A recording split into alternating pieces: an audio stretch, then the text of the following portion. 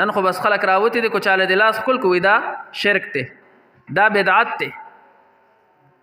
نه سه به دا شرک او دا بدعت نه دې ته چا شرک ویلې دی دې ته چا بدعت ویلې دی علا کل حال دغه خبر ته نظم خو رسول الله مبارک بیان فرمایي کو ځان کامیابېدل غواړي او ته چې زه کامیاب شم رسول الله مبارک بیان فرمایي البرکتو مع اکابرکم برکت هغه ستاسو د اکابرو سره دی د دې خپلو اکابرو ادب وکړه د مشرانو ادب وکړه د علماو ادب وکړه نو تا ته برکت حاصل شي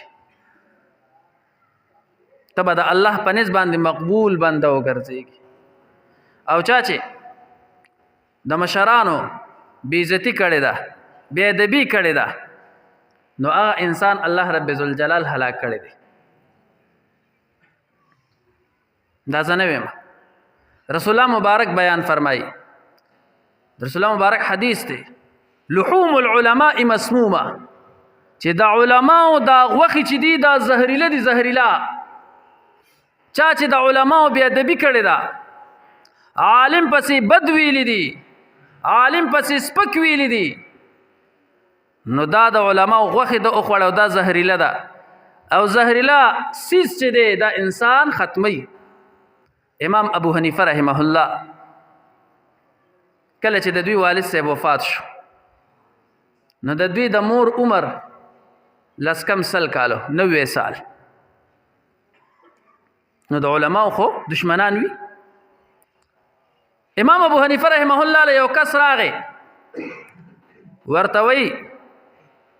صاحب وی خبر شوی مې چې ستا پلار وفات شوی دی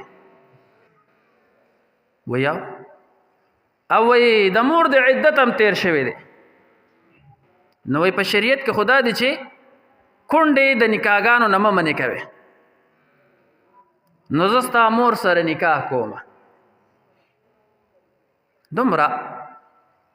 عظیم شخصیت امام ابو حنیفه رحمه الله مور د لسکم سلو کالو ده لسکم سل کاله خو بعض انسان بدبخت وي امام ابو حنیفه رحمه الله ورته وی ستا مور سره زه نکاح کومه امام ابو حنیفه رحمه الله ورته وی صحیح ده زما مور عاقله بالغه ده سمجداره ښځه ده نو د هغې نه به تپوس وکړو نو که تا سره یې نکاح کوله نو بس نکاح به ورسره وکړې امام ابو حنیفه رحمه الله پاڅېدو وایي زه ورځمه او د مور نه تپوس کوم امام ابو حنیفه رحمه الله داسې یو څو قدمه واغستل چې ویې کتل شاته عکس په تړتقو دی امام ابو حنیفه رحمه الله ولا را رسېدو سای ورکړی وه لحوم العلماء مسمومه امام ابو حنیفه رحمه الله وی د امام ابو حنیفه د ابو حنیفه صبر وی کس مړ کو دا یاد وساتئ چا چې مشرانو پسې خبرې کړي دي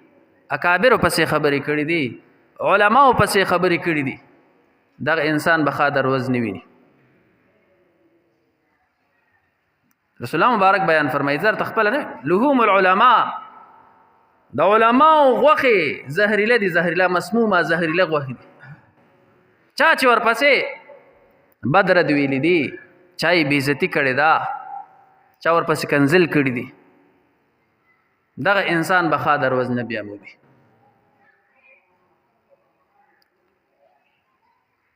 حضراتو افسوس په دې خبره باندې راشي افسوس په دې خبره باندې راشي چې نن د بسکټو قدر ستا په زړه کې شته نن د صابون قدر ستا په زړه کې شته نن د معمولی سیس قدر ستا په زړه کې شته کو قدر نشته هغه د علماو نشته دی علماو نه منګه کټپوتلیا جوړ کړي دي علما منګه په ګوتو باندې ګاډو د علماو بې عزتي کوو دا علماو پسې بد رد وایو او چې کوم ځان ته پوی وي زیاته بې عزتي هم هغه کوي چې کوم پکې ځان ته پوی وي ناپوی به موږ پرېږدو چې کوم پوی وي زیاته بې عزتي هغه کوي که زه عالم یم خو بل عالم مې بدي شي ولې مې بدي شي دی بل عالم ما ته ویلي څه دي تاسو ته خو وایم چې قدر یې کوئ د علماو او تاسو ته دا وایم چې ادب یې کوئ خو په خپله قراله عالم مخې له راغې زه بې ادبي کوم زه ورته په سپک نظر ګورم دا درته حقیقت حال بیانوم صیبه نن چې دا کم حال شروع دی په هر څه کې د ټولو نه زیاته بې عزتي د عالمانو کېږي د علماو کېږي مدارس روز تر ورځه زیاتېږي جماعتونه روز تر ورځه زیاتېږي خو د عالم قدر ختمیږي د عالم قدر نشته دی خو دا یاد وساتئ چام چې عالم پسې بکواس کړی دی او د عالم بې عزتي کړې ده نو دا یاد وساتئ چې الله رب ذوالجلال په دنیا کې شرمولی دی او آنکو دیکھا حال درته وایم چا چې د عالم بې عزتي کړې ده د عالم پسې بد رد ویلي دي یا یې لور مټې ځتلې ده یا یې خور مټې ځتلې ده او یا یې په نوسو کې دغه شانتي شوي دي چا چې د عالم بې عزتي کړې ده د پاک پیغمبر په منبر درته ناست یم چا هم چې د عالم بې عزتي کړې ده ګورئ دا مه وایې زر منګه را ولګو علماو پسې بدرت شروع کو د علماو بې عزتي او حج و بیانول شروع کو نه دا خو د تعظیم نو ما خو تا ته وویل چې مدارس زیاتېږي جماعتونه زیاتېږي خو بیا منګه راګیر یو د غیرو په اشارو باندې چلیږو او د غیرو غلامان یو دا ولې اصل وجه څه ده شاه عبدالعزیز محدث دهلوی رحمه الله کله چې هندوستان فتح شو چا فتح کو مسلمانانو نه انګریزانو او تمام هندوستان یې گیر کو نو انګریزان قبضدار شو په هندوستان باندې نو شاه عبدالعزیز محدث دهلوی رحمه الله د دلی په جامع مسجد کې د قال الله د قال الرسول درس ورکي نو د انګریز هم اجازه وغوښته چې زم ورشم چې دا کم انسان چې دا درس کوي شاه عبدالعزیز محدث دهلوی رحمه الله د خواله ورشم دا څنګه انسان دی اجازه یې واغستو او د دلی جامع مسجد ته دا انګریز هم راغی او د شاه ولی الله محدث دهلوی رحمه الله درس یې واورېدو